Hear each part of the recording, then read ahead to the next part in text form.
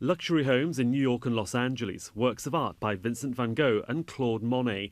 They're just some of the assets the US government is attempting to seize, alleging the property was purchased using stolen money from an investment fund designed to stimulate the Malaysian economy, known as 1MDB.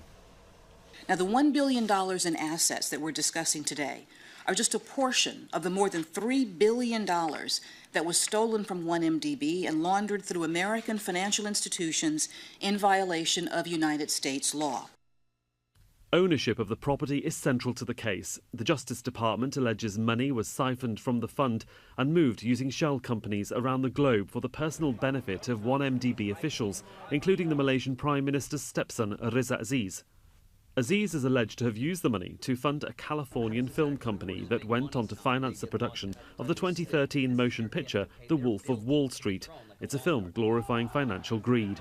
Neither 1MDB or the Malaysian people ever saw a penny of profit from that film or from any of the other assets that were purchased with funds that were siphoned from 1MDB. The US says the case is part of a wider effort to combat global corruption, but the government's actions will no doubt strain the US-Malaysian relationship. In a statement on Thursday from the Prime Minister's office and another from 1MDB said that they would cooperate with any lawful authority subject to international protocols. But developments in the US have put pressure on the Malaysian government to reopen a case that was closed by the Malaysian Anti-Corruption Commission, saying that there had been no wrongdoing. Analysts say pressure on the government will continue. Last year, we saw a very large protest. Nearly 100,000 Malaysians came out on the streets asking for the PM to resign over these types of allegation. And there certainly is a very large pressure on the government to address what the Malaysian public widely perceives to be a trust deficit. So certainly there is pressure. A former Prime Minister also voiced his concern on Thursday.